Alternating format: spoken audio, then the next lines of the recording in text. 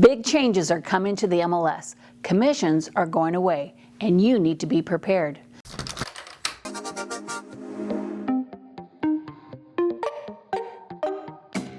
Effective August 12th, the compensation field will no longer appear in the MLS. If you have an active listing agreement that isn't pending or expired by this date, you'll need to use a new form, Form DM-LA. That's the Disclosure and Modification to Listing Agreement.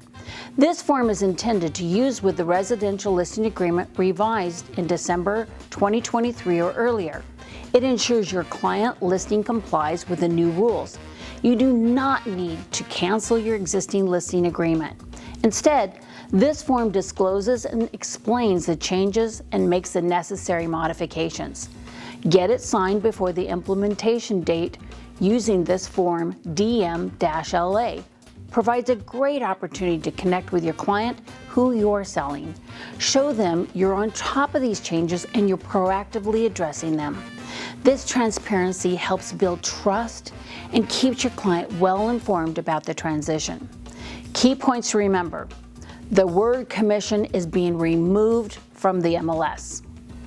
The term concession will now show as yes or no, without specifying an amount or a percentage.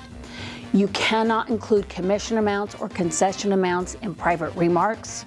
Disclosures: this information can only be included on your company or personal website. Bay East staff will remove all commission information. If you add it, you'll receive a violation notice and a potential fine. Pending listings do not require changes. Bay East staff will remove commission terms from pending listings. If a pending listing goes back on the market, you'll need to modify it using the form DM-LA. For more information, please visit car.org/risk-management/broker compliance.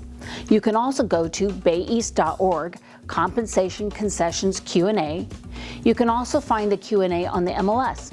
Stay safe and ensure compliance by August 12th.